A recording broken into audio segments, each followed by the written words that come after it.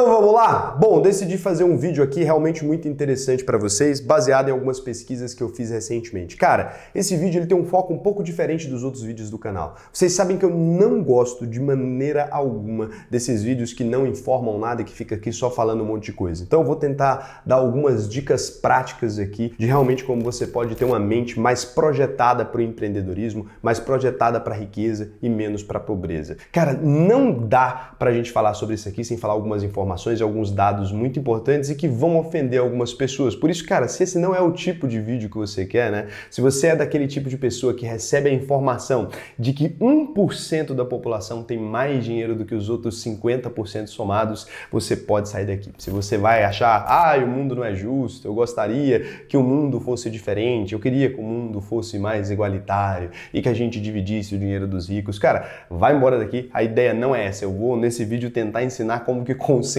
riqueza. Então é exatamente o contrário do que você pode querer, né? Eu não acredito que o mundo seja um lugar justo e eu não sou o tipo de pessoa que eu me sento e fico reclamando porque o mundo não é um lugar justo. Se ele é injusto, eu quero estar ali do lado dos que estão com mais dinheiro, né? Então é exatamente esse o propósito desse vídeo e é exatamente o que a gente vai fazer. Por quê? Porque o mundo, em hipótese alguma, nunca foi um lugar justo, isso eu posso te afirmar, né? Enquanto tem pessoas aí que nascem bonitas, altas, sei que lá, outras nascem baixinha, feia, com o nariz zoado pra cima, o outro nasce com o nariz para baixo, o outro nasce com o osso aqui no meio, o outro nasce com o olho esbugalhado, o outro nem nasce com o corpo todo funcionando e crianças morrem num país aí de fome, enquanto outros nascem no lugar mais rico do mundo. Então, o mundo nunca foi um lugar justo, as pessoas têm mais doenças, algumas do que outras, mesmo que a pessoa tenha feito tudo certo na vida inteira, ela acaba tendo uma doença ali, uma criança que nunca teve chance nem para errar, já nasce com uma doença às vezes aí e acaba falecendo. Então, o mundo é um lugar que não é justo, hipótese alguma, e aqui eu não vou discutir como deixá-lo mais justo, mas como realmente esses 1% da população conseguiram concentrar esse dinheiro. A gente vai focar principalmente em entender como 2.750 pessoas no mundo conseguiram ficar bilionárias, né? A primeira coisa que a gente tem no nosso imaginário coletivo é que existem algumas regras para chegar lá, para ficar muito rico.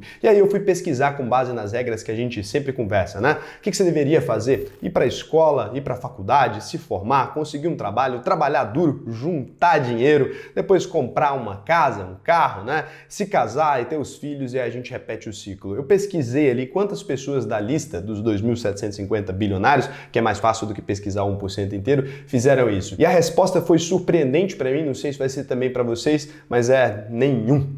Tá? Nenhum dos bilionários que estão na lista ali seguiram essa agenda de trabalhar para outras pessoas, né? Então ir para a faculdade ali, se formar e conseguir um emprego é uma boa forma de ter uma vida agradável, talvez, de ter uma vida confortável, mas não de chegar a ser uma das pessoas que estão figurando ali entre os bilionários, nem entre as pessoas que estão no 1% mais ricos do mundo, né? Então o que essas pessoas fizeram? O que essas 2.750 pessoas fizeram ali? A primeira coisa que eu fui tentar entender é de onde veio esse dinheiro. Boa parte deles, a gente está falando de quase 50% deles ali, quase 50% deles receberam esse dinheiro como herança. Então a gente teria que investigar o que os pais fizeram, mas isso ia ficar um vídeo extremamente longo e a gente não ia conseguir ali saber qual deles vieram talvez de famílias de linhagens reais que tinham grandes patrimônios e quais deles realmente construíram empresas que viraram grandes patrimônios. Por isso eu decidi focar no que a outra metade fez ali, né? No que aquela outra metade fez. Fui assistindo diversas entrevistas, entendendo a história deles e pesquisando e cheguei a alguns dados realmente muito interessantes. Por que então que essas pessoas ficaram tão ricas? É impressionante que mesmo na pessoa mais rica do mundo, quando você olha para os grandes bilionários ali, eles ainda têm um cara pobre morando dentro do cérebro deles. Cara, eu fiquei chocado com isso, mas ainda existe. Quando você vai ver o Barça dando uma entrevista, por exemplo, ele ainda conta que ele gasta dinheiro como se ele fosse pobre, porque ele ainda tem medo de voltar para aquele lugar. E você vê diversas pessoas com muito dinheiro com medo de ficarem pobres. Então, aparentemente, na mente mesmo dos caras mais ricos do mundo, continua existindo aí uma mente de um cara pobre ali dentro, né? Isso foi uma surpresa para mim e além de tudo, a gente tem também aquela mente que é a mente da maioria das pessoas que devem assistir esse canal aqui, que é a mente do cara de classe média. Em algum momento da vida, todos esses caras foram exatamente iguais a você. E sabe o que é a mente do cara de classe média que eu falei agora? Você ficou pensando, eu não tenho isso não. E eu vou te explicar por que você tem e talvez você vai se reconhecer nessas frases. Sabe quando você pensa em fazer qualquer coisa, né? Você tem ali o cara rico que mora dentro da sua cabeça, ele tem ideias e ele acha que poderia dominar o mundo inteiro, ele acha que ele poderia construir um negócio genial, ele olha uma padaria e fala, eu queria abrir uma padaria também, ou eu queria montar uma cervejaria, ou eu queria ver aquilo ali. E aí naquele momento tem um cara que te puxa o freio lá dentro da sua cabeça. Então tem esse cara avarento que tem medo de você voltar para a pobreza de alguma forma, para um lugar pior do que você já esteve agora, esse cara tá lá. Aí tem o cara rico que tá falando para você que você poderia fazer muito mais e que você conseguiria, que você não precisa de ninguém para fazer isso, que você poderia pagar pessoas e não receber dinheiro das pessoas, né? Isso é inclusive uma coisa que todos os bilionários fazem. Não tem nenhum bilionário que recebe dinheiro de alguém, que trabalha por dinheiro. Então, se é esse o seu caso, infelizmente você não tá na corrida ainda, você pode entrar nessa corrida, mas trabalhar pelo dinheiro, né? Trabalhar ali, ter um emprego e receber um contra-cheque ali no fim do mês é algo que nenhum bilionário faz, tá? Então, tem esse cara ali que ele tem as ideias e fala, a gente deveria estar pagando pessoas, vou contratar uma pessoa, fazer sei lá o quê, e vou me virar. E aí tem o cara de classe média, que é esse aqui, seu inimigo, que puxa o seu freio e ele te diz assim, cara, e se isso aí der errado, a gente vai fazer o quê? A gente já tem um bom carro, a gente tem um bom emprego que paga nosso salário em dia, a gente tem aqui nosso vinhozinho de fim de semana, ou minha cervejinha, ou meu churrasco, você acha que eu vou trocar isso aí para poder empreender e dar errado? Então esse cara acontece sempre dentro da sua cabeça. O que eu percebi é que a maioria dos caras muito ricos, quando a gente vê eles falando, parece que eles são capazes de fazer qualquer coisa que eles quiserem, parece que eles são simplesmente imbatíveis, eles têm uma ideia e colocam em prática numa velocidade absurda. Você analisa assim, sei lá, o que o Jorge Paulo Lemann queria ainda, né? Depois de sei lá que idade, comprando a Heinz ali para fazer ketchup. Um cara já tem mais de 80 anos, tá perto aí já de bater as botas, né? O Warren Buffett, ele é sócio dele, o cara com 90 anos perde bater as botas e ele simplesmente fala, não, fui lá, negociei, liguei pro Buffett, a gente comprou e fez. Parece que ele realmente tá faltando esse filtro do cara de classe média mandando ele ficar seguro. Ele já é um grande cara, ele já é bilionário, para que eles continuam fazendo isso? Você olha pro Jeff Bezos, né? E eles vão fazendo cada vez mais coisas e cada vez mais coisas. Exatamente por isso. Eles deixam esse cara rico, que a gente vai chamar de empreendedor, dominar a cabeça deles. E aí eu tava parando para me lembrar de mim mesmo, né? No auto-julgamento que eu fiz. E, cara, foi uma história pesada para mim, porque eu me lembrei que eu deixei o cara de classe média me dominar durante muitos anos. Há 2, 3 anos atrás, eu ainda era diretor de empresas, né? Lá em 2019. Então, eu ainda era diretor de empresas.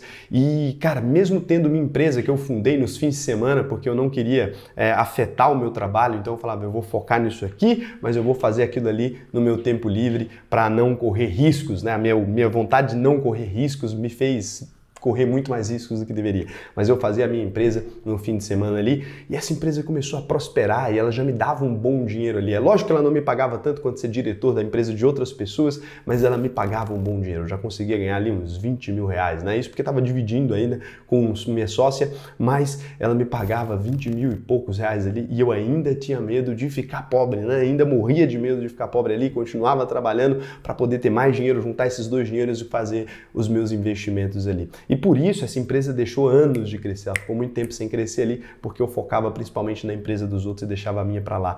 Eu demorei muitos anos, cara, eu nem sei quantos, eu dormindo toda noite pensando em largar o meu emprego, mas não tinha coragem para não deixar de lado a segurança, né? E para vocês terem uma ideia, no dia que eu tive coragem de falar que eu realmente ia deixar de ser executivo ali, eu chorei pra caramba, foi super pesado para mim. Falei, olha, daqui 6 meses, né? Eu falei para meus amigos mais próximos, falei para algumas pessoas na empresa, daqui 6 meses eu vou deixar de ser executivo, vou focar na minha empresa, eu nunca mais, né, vou trabalhar numa empresa sem ser sócio dela, de uma parte relevante dessa empresa, não quero mais colocar os meus esforços nesse negócio. Na época eu ouvi do presidente da empresa, ele falou assim, olha, cuidado aí, que vai dar errado isso aí, você vai voltar para cá. E ali, naquele dia, naquele momento, eu deixei o meu cara rico dominar, o empreendedor, e eu prometi para mim mesmo que independente do que desse errado, eu nunca mais, eu falei, eu prefiro trabalhar na empresa para não ganhar nada, para ganhar 2 mil reais por mês, e que para mim era muito pouco, né, se fosse considerado, tô falando um absurdo para mim, porque imagina, eu tinha um contra-cheque ali realmente gigantesco, eu trabalho por causa de 2 mil, vou trabalhar para outras pessoas, eu viro programador de novo, mas não volto mais a trabalhar nisso aqui, nunca mais eu viro executivo de empresa que não é minha, né? Eu vou ali cuidar, vou fazer qualquer coisa temporária. E foi desse dia em diante, né, que eu comecei a conseguir me desenvolver. Mas olha que doido, eu também tinha na minha cabeça, da mesma maneira que você, o cara de classe média, mesmo já tendo toda a expertise que eu tenho hoje, eu já sabia cuidar de empresa, tanto que as pessoas me pagavam para isso, eu já fundava projetos dentro de empresas e por isso me pagavam, e por isso eu era um bom executivo, mas ainda assim eu tinha essa cabeça do cara de classe média. E eu sei que não é fácil, né, de receber essa informação, mas enquanto você for o cara que recebe o contra-cheque, não o que dá, o que paga ali, você não tá na corrida para estar entre os caras mais ricos do mundo. Você não tá na corrida para estar naquele 1% ali. E olha que esse 1% na verdade é menos de 1%. Hoje o mundo tem mais de 7 bilhões de pessoas e a gente tem menos de 70 milhões de pessoas que tem aí mais de $1 milhão, né? Então seriam ali 56 milhões de pessoas que chegaram nesse patamar. E se você realmente quiser começar a conseguir fazer as coisas, você vai ter que trocar o seu emprego fascinante ali, maravilhoso, que te garante essa estadia ali e por alguma coisa um pouco mais arriscada. Então você pode fazer até isso na metade do tempo, como eu fiz, eu acho que é até mais coerente, talvez seja o meu próprio medo falando, tô com medo por você agora, mas eu acho que você deveria fazer isso uma parte do tempo, mas quando você puder, quando você já tiver uma outra renda vinda do seu negócio, largue imediatamente a sua segurança ali. Nada destrói tanto um homem, isso quem disse foi o Robert Kiyosaki, autor do Pai Rico, Pai Pobre, nada destrói tanto a vida do homem quanto trabalhar ali para ganhar um cartão, um contra-cheque ali, né? Porque eu tô pensando em débito, que é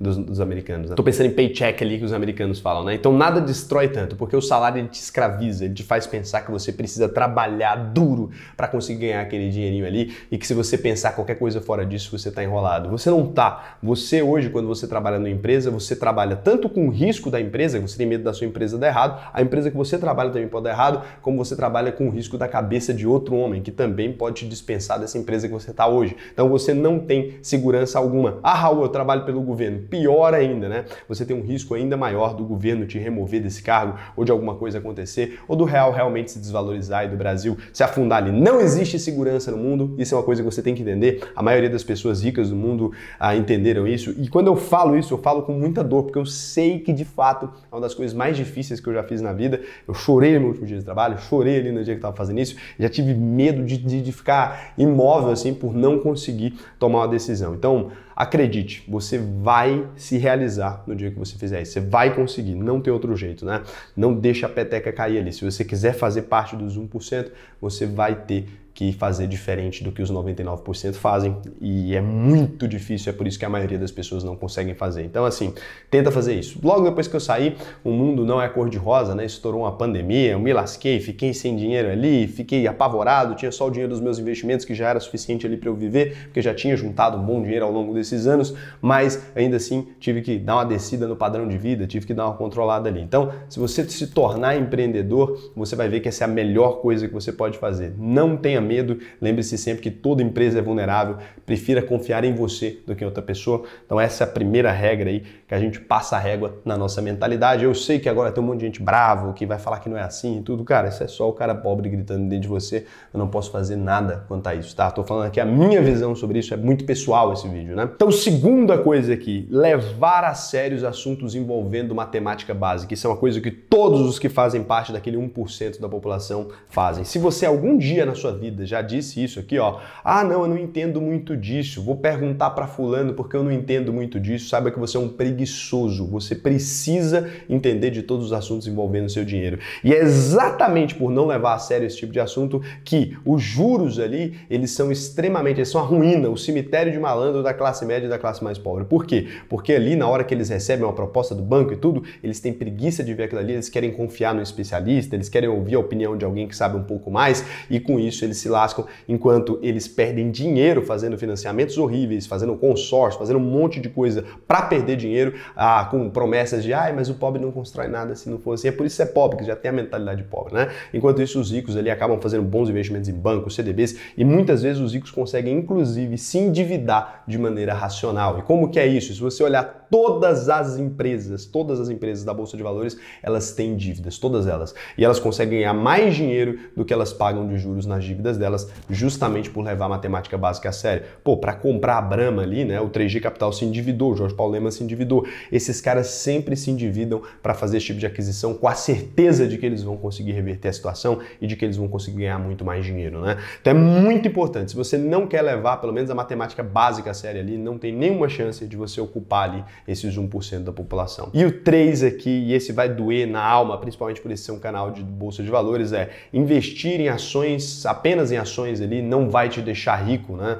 Não me entenda mal, mas olhando para a lista ali, ninguém ficou rico só investindo em ações. Inclusive nem o Warren Buffett, nem o Barsi, ninguém ficou rico só investindo em ações. Todas as pessoas ali tiveram que ter os seus negócios, começaram a ganhar dinheiro com os seus negócios e desses negócios eles investiram em mais e mais e mais e criaram um patrimônio que você conhece. Se você não tem uma boa fonte de renda, se você não investe ali muito dinheiro, é muito difícil você chegar nesses 1% da população ali para ter 5 milhões de reais só do seu trabalho, né? Pode até ser que você seja um cara que trabalha numa empresa que distribua as ações da própria empresa ali, mas aí nesse caso você não estaria só trabalhando ali, né, numa empresa pensando em ficar rico, você estaria fazendo seus investimentos e fazendo parte dessa empresa como sócio, você está recebendo uma remuneração ali. Então, de outra forma, você até poderia construir um patrimônio interessante ali aos 70, 50 anos, como muitos médicos fizeram, mas você realmente quer ficar rico aos 50, 70 anos? Você não quer ficar rico mais cedo? Então, é por isso que a maior parte do meu dinheiro, eu não tenho vergonha nenhuma de falar isso, vem das minhas empresas. Eu tenho sex shop, eu tenho empresa de plataforma de coisa, eu tenho agora, eu estou abrindo uma própria corretora. Então, eu tenho diversos negócios ali, eu tenho empresa de site, tem empresa de tudo quanto é coisa, diversas empresas dessa. Eu pego ali, reinvisto dinheiro nas próprias empresas e a parte que vem para mim, aí sim, eu boto em ações e tudo mais e com isso eu acabo conseguindo ter um patrimônio mais vasto e criar patrimônio. Mas os negócios são ainda o que me dá mais dinheiro e vai ser assim provavelmente para sempre, a não ser quando eu ficar muito velho, porque nesse momento eu vou parar de trabalhar, aos poucos eu vou parando e aí sim o meu dinheiro vai vir dessas coisas. Então, a Bolsa de Valores é a melhor forma que eu conheço de aumentar a sua fortuna, mas de criar, ela é uma das piores que eu conheço. Você tentar criar a sua fortuna com ações, criar mesmo, né? Ganhar dinheiro com ações, você vai acabar perdendo dinheiro e ou vai conseguir ficar rico muito tarde. Infelizmente, essa é a verdade. Nenhum dos bilionários ali ficou rico só investindo em ações. Chequei um por um. Ninguém ficou rico só investindo em ações, tá? 4, né? Entenda o que um empreendedor realmente faz. Boa parte do imaginário popular aí gira em torno do empreendedor ser aquele cara malvadão, que ele tortura pessoas e tal. E obviamente, se você continuar pensando assim, você nunca vai conseguir se desenvolver desse jeito. Você tem que se lembrar que o empreendedor ele não é só, né, um gerador de empregos, ele é a base da sociedade. Todo empreendedor ali, por mais maquiavélico que ele seja, você pode ser o pior empresário do mundo.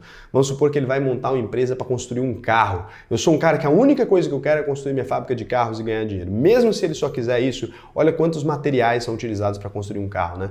Couro, algodão, aço inoxidável, ferro, alumínio, paládio, oxigênio, carbono, poliuretano, poliéster, madeira, aço, chumbo, cobre, silício, hidrogênio, policarbonato, borracha, quartzo, crômio, zinco, nitrogênio, neônio, polipropileno. Isso aqui são só as coisas. Olha de quantos países diferentes você precisa de matéria-prima, lá do Canadá, Estados Unidos, Brasil, Noruega, Alemanha, Rússia, Coreia do Sul, China, Índia, Japão, Austrália, África do Sul. Para construir um único carro, um cara precisa envolver uma cadeia de produção internacional que envolve milhões de trabalhadores. O cara que está lá na Minas, lá o quê, e todos eles se negociando. É exatamente isso que o capitalismo faz, tá? Então o capitalismo ali, ele propicia que pessoas com interesses egoístas façam trocas entre si e acabem conseguindo ali realizar isso. Quando você é um empreendedor, independente de você ter boas intenções ou não, você vai conseguir melhorar o mundo. Se você tiver, você vai conseguir melhorar mais ainda, né? Mas se você não tiver, você vai conseguir melhorar o mundo da mesma forma. Então você precisa ver o empreendedor com esse olho,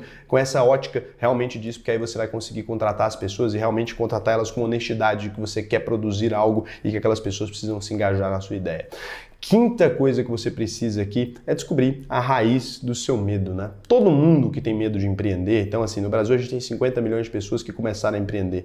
Todo mundo que tem medo de empreender, normalmente essa pessoa tem medo de alguma coisa. E o que é seu medo? Olha para si mesmo aí no espelho, para diante do espelho, que eu tive que fazer esse exercício. O que você tem medo? Você tem medo de ficar sem seu carro, de ficar sem sua cervejinha de fim de semana, de ficar sem a TV por assinatura, sem o Netflix, sem sua cama, ou sem, sei lá, pagar a escola dos seus filhos? Do que você tem medo? Para e analise e entenda do que você tem medo. Tenta, se é medo de ficar sem carro, sei lá, sem medo de perder conforto, tenta ficar um mês sem essas coisas, vai te ajudar. Isso aí é coisa do Sêneca, tá? Tenta ali ficar um mês sem essas coisas que você tem medo de perder. Então fica um mês sem seu carro, fica um mês ali indo pro trabalho de ônibus, para você ver como é. Faz isso que você vai ver que não é tão ruim quanto parece perder essas coisas, você vai ver que esse medo vai se dissipar. A partir do momento que a gente enfrenta de frente o medo, ele some. E o último conselho que eu quero te dar aqui desse vídeo, que eu acho que já ficou até longo demais, da próxima vez que você receber seu salário, né, olha ali para aquele valor que está escrito ali naquela ficha e pergunta se isso aí é capaz de comprar os seus sonhos. Se for, esse vídeo não é para você. Então se aquilo ali compra seus sonhos, se tá tudo bem, não é para você. Se não for, cara, tenta botar em prática essas coisas aqui, que você de fato vai conseguir ir além. Então, um beijão pra vocês e até o próximo vídeo.